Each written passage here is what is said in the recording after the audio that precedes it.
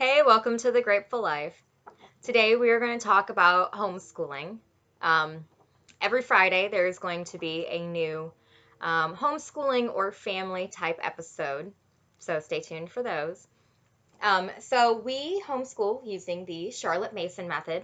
If you are not familiar with that, stay tuned. I will be doing another video just on that method and how that's not really just about like a curriculum and a book list. It's more like a way of living. Okay, so we'll go into that on another day. Um, so then we use Ambleside Online for our Charlotte Mason stuff, which is really, really nice because it's all free and it gives you a whole printable. This is weeks 1 through 2, so this is first term. And so each week it has a list of things to do with each subject. Um, we are secular schoolers. However, this year, because we're following the Ambleside Online, we will be adding Bible stories into that. And the reason behind that is because even though we're secular, I feel like if they don't know kind of just common Bible stories, my children, if they don't know those kinds of things, that they're going to miss out. Not like, I don't know, they're not really going to miss out on a lot, but when someone talks about Noah, they're going to be like, who the hell is Noah? So, anyways, that's what we're going to do. We're going to follow along with that. It's really nice the way they have it laid out. So, like, you can see they have Bible studies, history, natural history, which is kind of like more of a science sort of literature, and poetry. And to this, we add computer classes, we add gym, swim, gymnastics, electronics. We do handicrafts and art and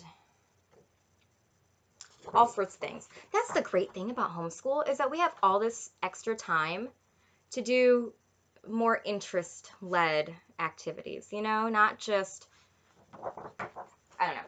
So today we are going to specifically talk about history and geography using the Charlotte Mason method. And so geography is like the easiest thing in the world to teach using the Charlotte Mason way. Okay, so here we have, this is how I do it anyways, a map of the United States. That's where I live. This is where we live. So at the beginning of the year, you'll get a map of wherever.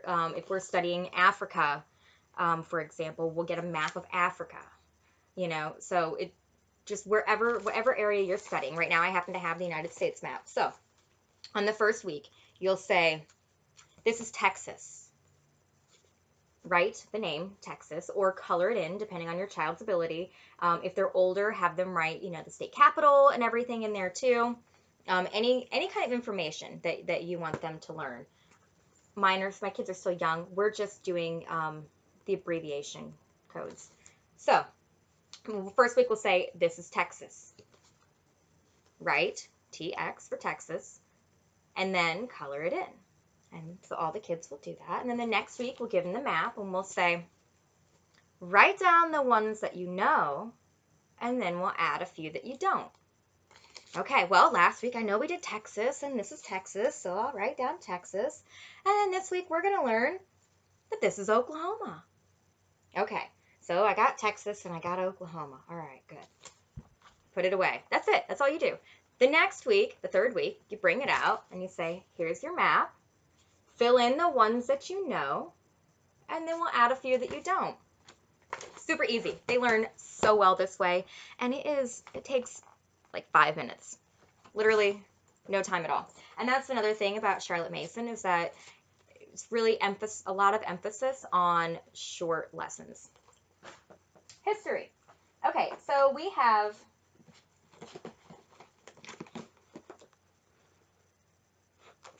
these for our history books. We have a couple others too, but basically, all that we do for history, let me just open it up to any random page. It's all written, of course, in the curriculum. Here it tells you what to read and when. So this week we're reading this story here. I read this story out loud. The children listen. At the end of the story, I close the book. Starting with the youngest and then going up from there. Tell me, what did I just read to you? Anything that you remember, everything that you remember. So this child tells me, the youngest tells me whatever they remember. At the beginning, it'll be a lot of, I don't know, I wasn't listening. That's okay. Push them for a little more information. They were listening. So, okay, you remember a little bit. You tell me what you remembered. The next child then adds to that, and the next child adds to that.